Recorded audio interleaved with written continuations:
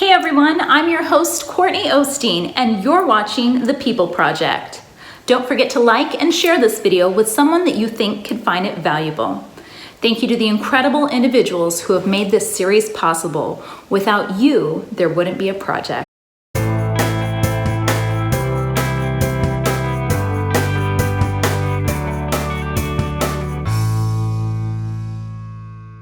Hi, it's Courtney O'Steen with The People Project, and today I have a special guest. Ladies and gentlemen, here we go. Hi, I am Darinisha Williams, and I'm so excited to be here with you today, Courtney. Thank you so much, Darinisha. I'm so excited. So tell me a little bit about yourself, what state you're from, and what you do professionally. Well, I currently live in California. I love it here. So sunny, but not so much today. Not today. It's a little chilly, unusual. But what I do professionally is I'm an educational psychologist. I've been working with kids for over 7 years. And no, I am not a teenager, although I look pretty young. I am, well, in 2 weeks, I will be 29, and I just love working with kids. My little brother, he has autism. And so growing up with someone with a disability, I just knew that it was my sole purpose to help people with mental health disorders. That's right. I love that so very much. And I think it's really important when people are able to take something so personal and use it as a platform to elevate others and help educate as well. And I'm so excited to have you here as a guest. And for our viewers here, I think it's always fun to share. We have a queen in the house. Can you let everybody know what your title is? Oh, so I am Ms. California, United States. That's wonderful. Congratulations. Thank you so You're much. welcome. And I'm going to start out here with, what is your personal experience with mental health care been? So, my personal experience is when I was younger, I went through trauma in my life. I went through sexual abuse, and that caused me to have anxiety. I believe I also had PTSD, but it was undiagnosed. And also, I had depression. So, early on, like I said, I had anxiety and I had depression. But when I became a mom, it kind of like trickled on again because I had postpartum depression, and that was something new for me. And around that time, it was the holiday time as well. And I'm not from originally from California. So it was kind of like a combination of not being able to see my family because I had just had a baby, and also just being sad every day, not knowing why. And so that was just a process I had to go through as far as getting, I knew how to get the support. So just getting a counselor, talking to them about my feelings, and knowing that it's okay to be depressed, but let's try to figure out how to make you happy. Let's figure out what's causing this, and let's try to set a plan to help you within your daily living and being a new mom.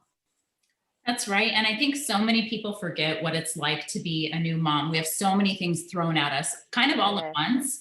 And then everyone wants to infuse their opinions and experience that sometimes Yes. don't match up with our own experiences, right? And I always say, it's Exactly. not a one size fits all. Mental health is truly individual truly unique to that individual person. And we need to be very mindful that we all benefit from different types of therapy and different Yes. tools in our toolbox. Exactly. So, what is something that, as a healthcare professional in the mental field, what are you seeing during this pandemic?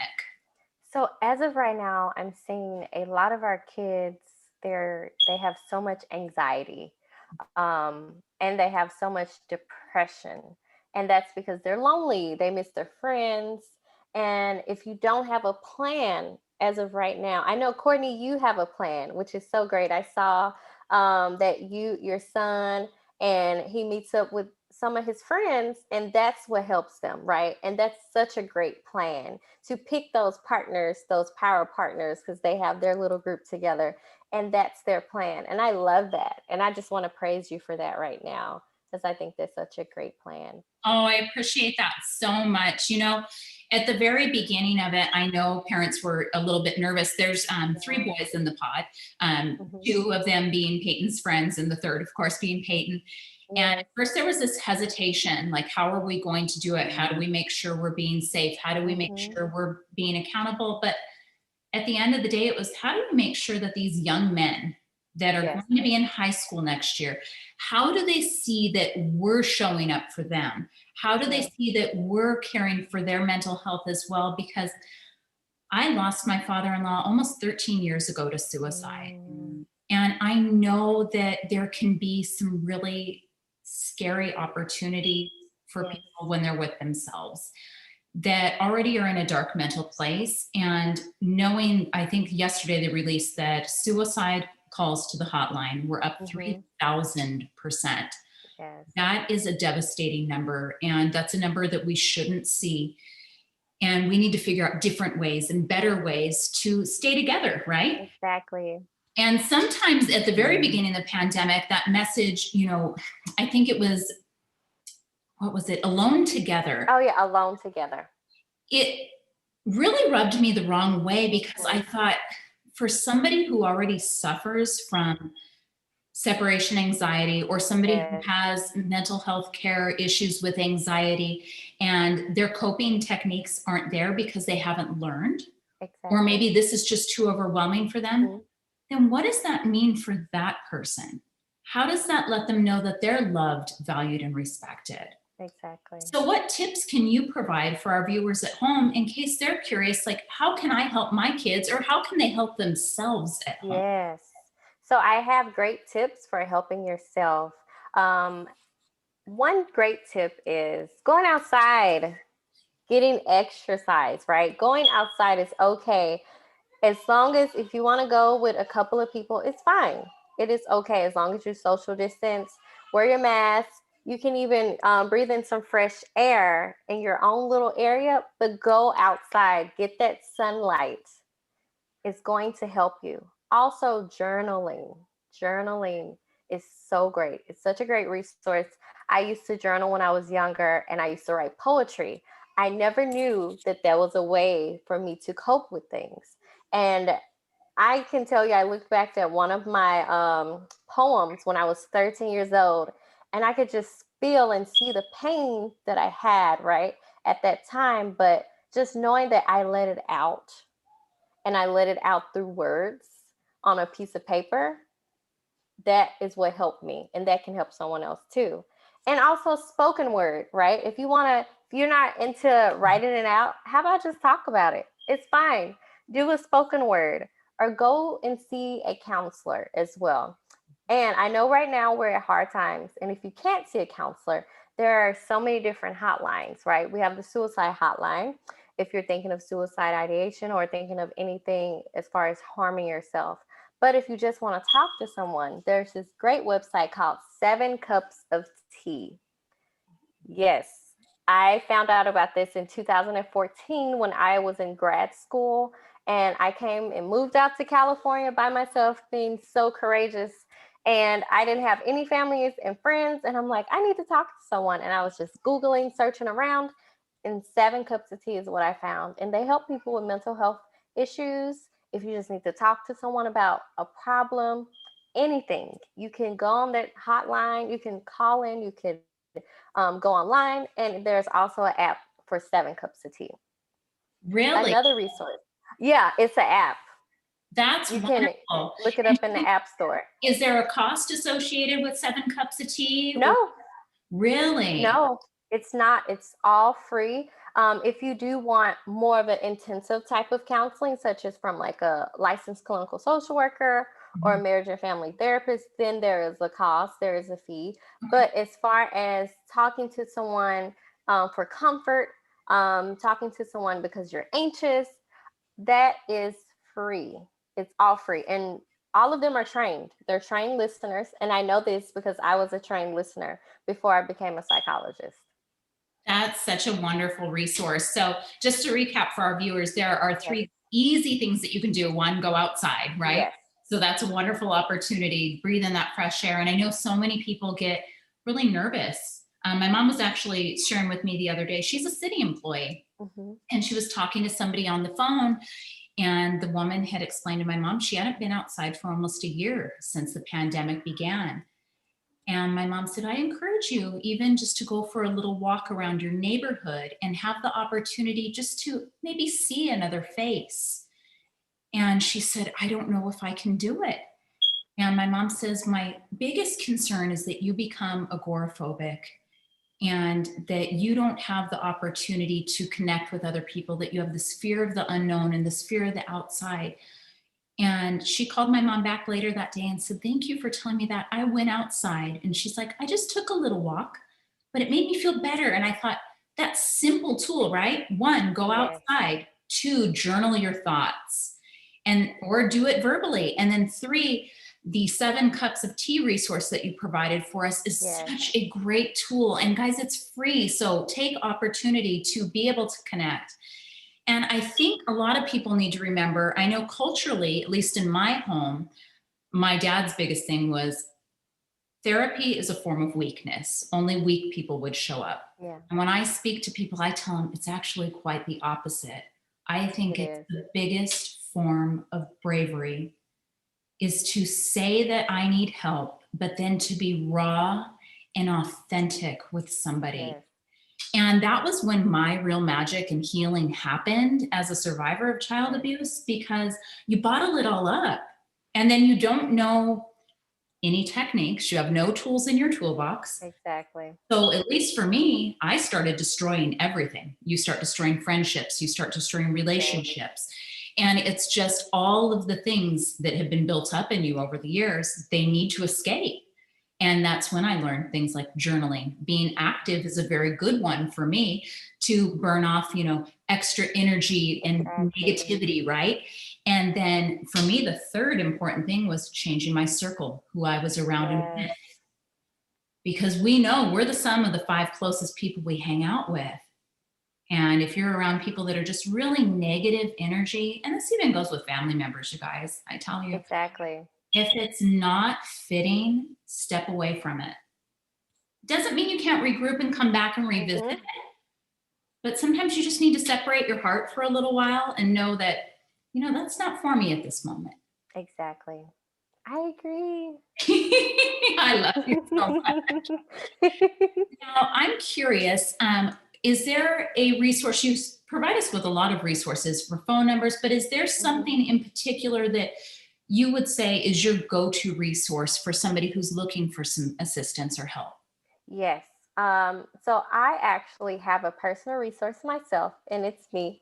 I have my organization called Think Like Royalty Incorporated, where I service young girls ages 5 to 18. And we provide the girls with almost everything that you can think of. We're helping them with personal development. We have mentors. We have different classes such as self esteem classes, self worth classes, and we're teaching the girls how to come into their own, and we're teaching them how to love themselves. And I work on the side, I do work with the girls with depression and anxiety as well. And we have groups for that too. And I founded this organization because I saw a need in the schools, and I saw that we weren't providing the resources that we could be providing because of, I know, overflow of cases and so many kids that need so much help. So I decided to pick the population of girls because I know when I was a young girl, I needed this resource. I needed more mentors. And I said, why not be the change that I want to see? Right. And so that's why I decided to find Think Like Royalty Incorporated. So I will tell everyone, if you have a young girl that you know needs this help, that struggles with just being themselves, struggles with self esteem, self worth, maybe struggling with having anxiety and afraid of just being alone or afraid of just going outside, you can refer them to us, Think Like Royalty Incorporated. Our our organization, our website is thinklikeroyalty.com. And you can find us on Facebook at Think Like Royalty and Instagram at Think Like Royalty. So we're just a one name shop. That's wonderful. And during the pandemic, how has Think Like Royalty had to shift during this time? Oh wow. I had to be really creative. So my first thought for Think Like Royalty was to automatically just go into the schools, partner with schools, and work with them. But as of right now, I can tell you that we're actually working with a group home. It's in the works right now, but we'll be working with them next month.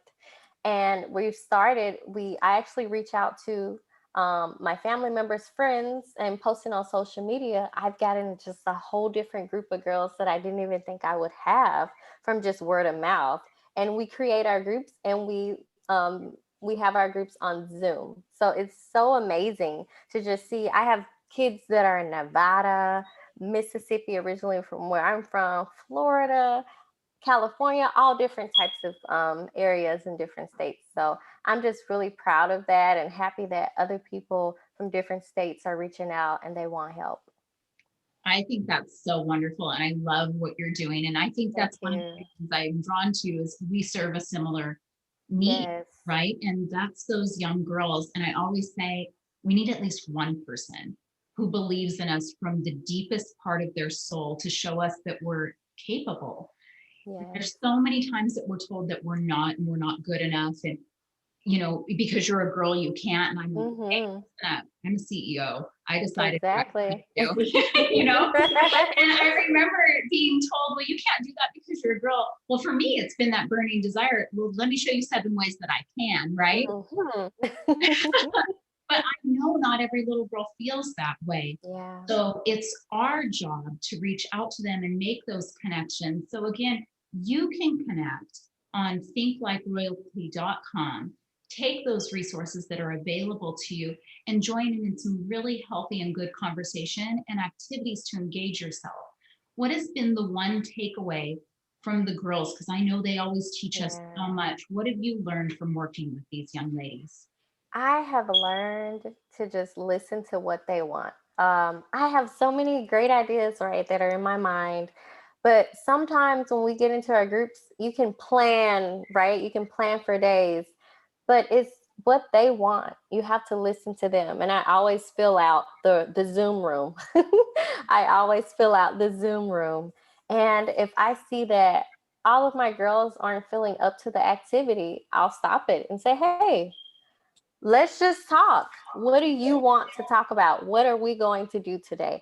And so I had to take a step back and reevaluate how I was approaching the girls.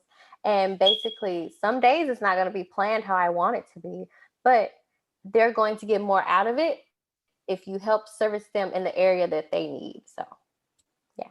That's right. I love how you show up and meet people where they need to be met in that moment. Yes. And I think that's really important that we don't just assume what somebody needs because everyone needs their cup filled a little bit differently. Exactly. And if there was one message that you wanted to leave our viewers and our listeners with today, what would that be? My message to everyone is that you can be whatever you want to be in life. And don't think a no is exactly a no, because it's not. It's just not yet, or it is going to be somewhere else. Because in life, I've been told no plenty of times. I remember moving to California and I applied for over 100 jobs my first year being here, and I didn't get one at all with a bachelor's degree. And I was so upset. But I realized my second year here, when I finally got my first job, and I just started to see an overflow of blessings and an overflow of people wanting to work with me and just hire me and say, hey, we need you, is that I needed that 1 year of time to figure out exactly what I needed to do. And I knew that there was a purpose for me somewhere. And so when someone tells you no, it's not really a no. It's not a no. It's really not. It's not a no. Just know that you're going to get a yes. Probably not when you're expecting a yes, but you will get a yes. So always believe in yourself and your dreams. I think that's wonderful. And I really appreciate your time today and coming on here and giving us some great tools that we can use. And that's pre-pandemic and post-pandemic, Yes. and right now in this very moment. And I just wanted to thank you for your time today.